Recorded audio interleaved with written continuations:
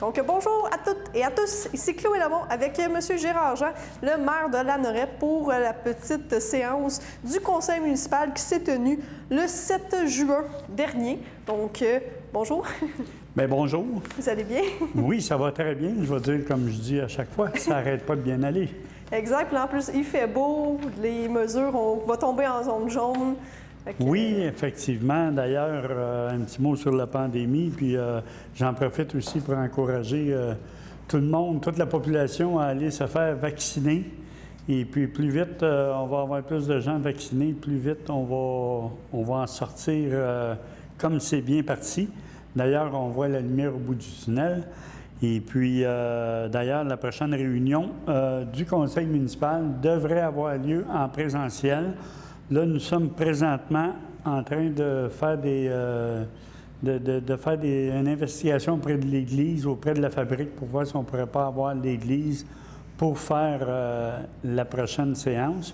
Puisque normalement, lorsqu'on n'a pas l'hôtel de ville, on va aller à Jean Bourdon. Mais là, présentement, Jean Bourdon, pour l'été, est pris par le camp de jour. Donc, on ne peut pas déplacer les choses qui sont là. Donc, on va essayer de faire ça à l'Église pour donner la chance à tout le monde qui veut participer à la séance de pouvoir être en présentiel. Je pense que ça fait tellement longtemps que les gens attendent le présentiel que ça va être quand même une bonne chose. Est-ce que vous savez déjà s'il y a un maximum de personnes qui vont être là ou c'est pas encore? Je ne sais pas encore. Je n'ai pas encore toutes les données. Je sais qu'on suit ça de près là, pour voir le nombre de personnes là, qui vont être permises à l'Église. Si, évidemment, la fabrique, il faut qu'ils nous donnent l'autorisation parce que les autres, bon, ils ont des règles à respecter aussi, mais nous, on peut les assurer qu'on va respecter les règles en vigueur. Autant pour le nombre de personnes que s'il y a de quoi à nettoyer ou quoi que ce soit. Je comprends.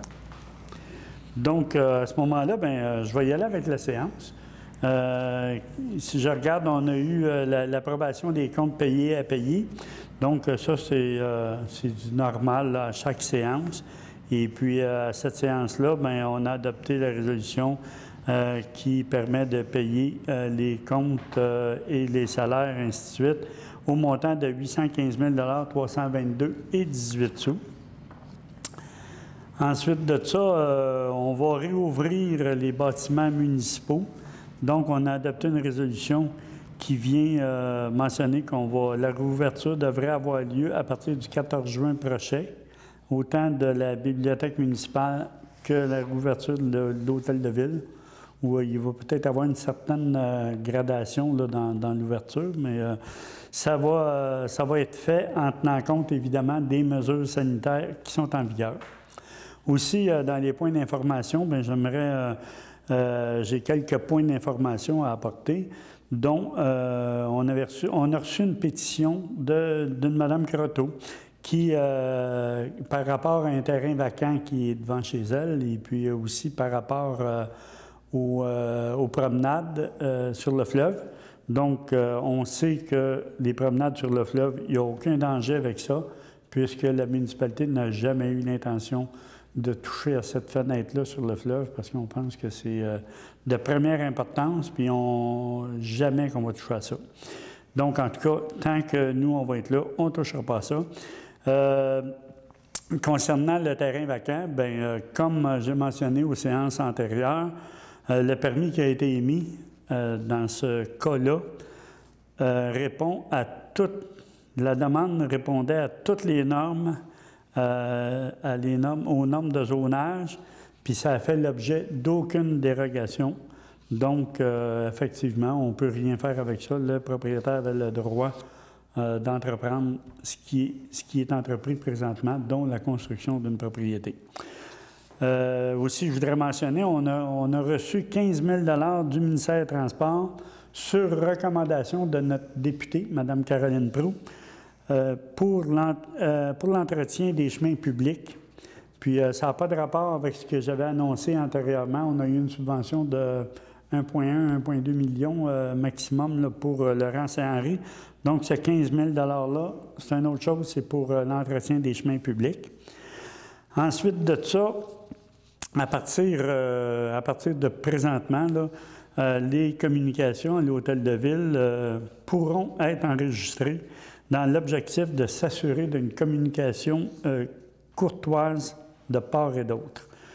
Donc, au niveau de l'urbanisme aussi, j'aimerais mentionner le fait que depuis 2021, depuis janvier, on a eu une augmentation de 70 des demandes de permis et ainsi de suite par rapport à la même période de 5 mois de janvier aller jusqu'à mai 2020. On a une augmentation de 70 donc il faut comprendre que les délais de réponse sont moins rapides. Effectivement, on en est conscient. D'ailleurs, vous allez voir plus loin, on a engagé une nouvelle agente de bureau pour essayer d'amener un aide là, dans tout ça. Et puis, on a fait aussi les lignes blanches. Ça, je voulais en parler parce que je trouve ça important. On a fait les lignes blanches à travers la municipalité, autant pour les arrêts-stop au coin des rues, autant pour la rue Sainte-Marie. On en a même profité pour faire des pictogrammes au niveau du 30 km/h pour sensibiliser encore plus pour la sécurité routière, ainsi qu'on a aussi fait des pictogrammes pour le vélo. Donc, évidemment, là, il nous reste la rue Notre-Dame parce que c'est pas nous. On a fait les traverses des piétons, mais on n'a pas fait les lignes blanches qui, dans le centre de la rue Notre-Dame, ainsi que sur notre piste cyclable. Là, on attend après ça pour mettre les bollards. Donc, si les bollards ne sont pas encore là, c'est à cause de ça. S'il faut, on va refaire une intervention avec le ministère des Transports. Donc, ensuite de ça, on est rendu au point 5 au niveau d'une servitude pour le puits 5. On a accordé une somme totale de 13 000 $ à M. Denis Desrochers, dans le sens qu'on a acquis une servitude qui a été établie déjà avec la Convention de 2002. Et puis, donc, on a accordé 13 000 $ pour le règlement de cette servitude-là. C'est par rapport à nos puits d'eau potable. Ensuite, au niveau des servitudes, on a aussi une servitude de reboisement avec pépinière de production Trussard. Donc, considérant que Trussard a reconnu avoir coupé des arbres en violation de l'article 15.1.1 du règlement de contrôle intérimaire régissant la coupe d'arbres dans les boisés protégés de la plaine du Saint-Laurent. Bon, c'est sûr que ce règlement-là, c'est le numéro 225 de la MRC d'Autrey. C'est un règlement de contrôle intérimaire. Donc, la municipalité, on avait déposé une demande d'ordonnance à la Cour municipale.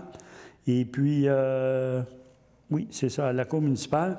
Puis, on a eu une entente qui a été négociée afin que Trussard procède à un reboisement d'une superficie au moins équivalente à celle de la coupe réalisée, soit une superficie de 3,72 hectares. Donc, la municipalité a exigé que l'aire de reboisement soit assujettie à un acte de servitude réel et perpétuel de protection environnementale en faveur de la municipalité. Donc, c'est là-dessus que moi et le directeur général, on a été autorisés avec cette résolution-là à signer le projet d'acte de servitude. Ensuite, on a parlé de la persévérance scolaire.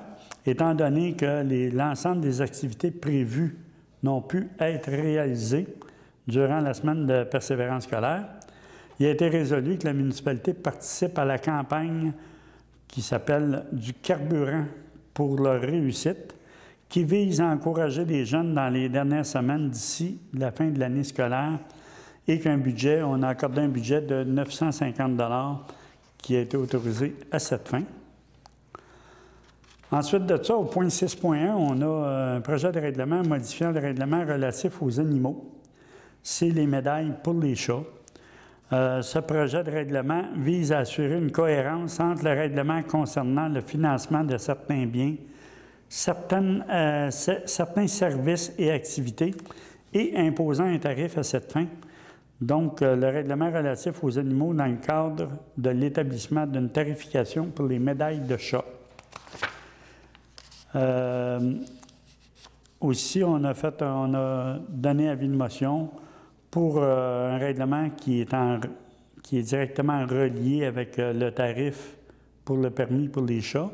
Donc, ce projet de règlement vise à l'établissement d'une tarification pour les médailles de chat qui va être de 25 pour les chats qui sont non stérilisés. Ça va être 25 par année. Pour un chat qui va être stérilisé, ça va être 25 puis la médaille va être bonne à la vie du chat.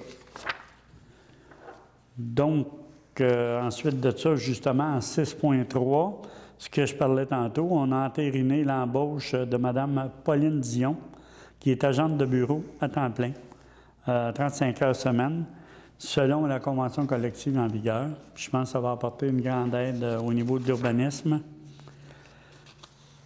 En 6.4, on a autorisé l'adhésion à la Fédération canadienne des municipalités. C'est la Fédération canadienne des municipalités, ça rassemble plusieurs milliers de municipalités au travers le pays. Donc, on pense que c'est important d'être représenté sur ce conseil d'administration-là. En 6.5, il y a eu un dépôt par le directeur général du rapport concernant la journée de l'environnement. On sait qu'on a donné au-delà de 300 arbres, des tonnes de compost, des plants. Donc, ça a été un très grand succès. On compte bien reproduire cela l'an prochain. Ensuite de ça, on a nommé le maire suppléant et le substitut à la MRC. Comme on sait, le maire suppléant, il y en a, chez nous, depuis le début de notre mandat 2017, on nomme un maire suppléant à tous les 3 mois. Ça permet aux membres du conseil municipal qui veulent ou qui sont disponibles, je devrais dire, parce qu'ils veulent tout, mais c'est la disponibilité qui demande. Donc, ça, c'est au cas où je ne sois pas là. Mais évidemment, avec la pandémie, c'est pas arrivé depuis le début de la pandémie que je n'ai pas été là. Donc, ça va peut-être être mes premières vacances depuis 2 ans cette année. Donc, on a nommé Mme Jacinthe Brissette comme mairesse suppléante. Ensuite, on a donné un avis de motion concernant la modification du règlement relatif au stationnement. Ce projet de règlement vise à réserver des cases de stationnement pour les bornes de recharge pour les véhicules électriques. Évidemment, on sait qu'ils ne sont pas encore en fonction, en tout cas, ils ne l'étaient pas hier, mais on a des communications avec Hydro-Québec parce que là, ça fait pratiquement 1 mois qu'ils sont installés. Et puis que Hydro-Québec, bon, ils ont trouvé toutes sortes de petites choses, là. Puis à un moment donné, il y a un manque de communication, on ne nous avait pas informés. Puis on a eu des communications avec eux, ça devrait se régler dans les plus brefs délais. Ensuite de ça, on a eu un avis de motion aussi concernant un projet de règlement modifiant le règlement concernant la sécurité, la paix et l'ordre dans les endroits publics. Ce projet de règlement vise à préciser des comportements qui ne peuvent pas être adoptés face aux policiers de la Sûreté du Québec ou aux officiers municipaux dans le cadre de leurs fonctions. Donc, c'est l'objet du règlement.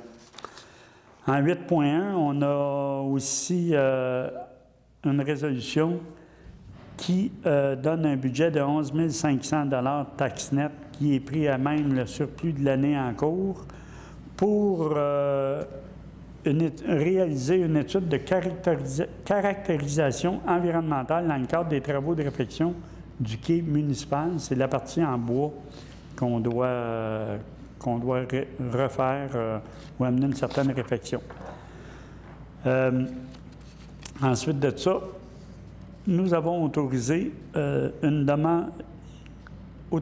EMS, qui est une firme d'ingénierie, à déposer en notre nom des demandes de certificat d'autorisation auprès des instances suivantes.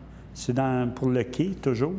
Donc, auprès du ministère de l'Environnement et de la lutte contre les changements climatiques, auprès du ministère des Forêts, de la Faune et des Parcs, auprès de Pêche et Océans Canada et de Transport Canada. Donc, on a autorisé de prendre ce montant-là, qui est de 2 719,36 $ à même le surplus accumulé de l'année en cours. Ensuite, toujours en ce qui concerne le quai, on a autorisé le secrétaire trésorier et directeur général à demander des soumissions pour la réfection d'une partie du quai, justement, soit celle en bois. En 8.2, on a autorisé un budget de 10 500 $ pris à même le fonds réservé pour l'aqueduc afin de corriger une restriction entre la station de pompage du puits numéro 6 et les pointes du puits 6.2.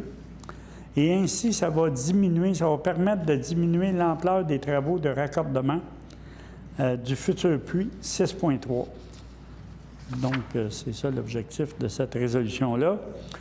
En 8.3, ça concerne les travaux de réfection, secteur du couvent, Rondeau et chemin de Joliette. Il a été autorisé, le directeur général a demandé des soumissions par invitation pour les services professionnels suivants dans le cadre justement des travaux de réfection des infrastructures des rues que j'ai nommées, soit couvent, Rondeau et du chemin de Joliette. Bon, ça concerne l'arpentage topographique, l'arpentage légal, l'étude environnementale phase 1 et 2 et l'étude géotechnique. Au point 11.1, nous avons autorisé un budget maximal de 2 500 $ pour les activités de soccer et que ce montant soit pris à même les revenus d'inscription. On sait qu'on a eu une très grande demande par rapport au soccer cette année. Là, ça a augmenté. Je ne me souviens plus de combien, là, mais je pense qu'on a eu 100 inscriptions. En tout cas, on a eu une grande demande par rapport au soccer. C'est très populaire.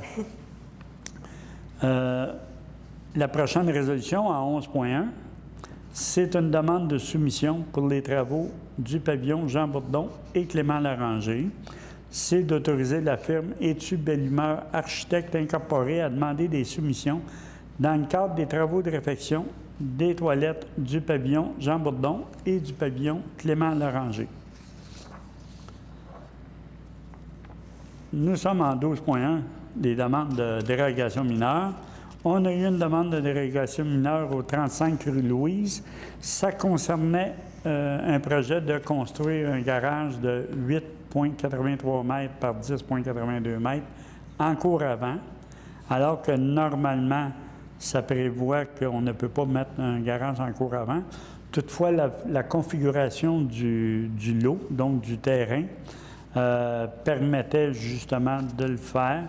Et puis, dans ce sens-là, le conseil municipal a accepté la demande de dérogation pour ce projet-là. On a eu une autre demande de dérogation concernant la 15 Grande Côte Est. Et puis, celui-là, ça concernait d'implanter la propriété à 6,1 mètres de la rue Charles-Sevestre, alors que l'article 10.17.3 du règlement de zonage prévoit une marge de recul latérale sur rue de 9,1 mètres.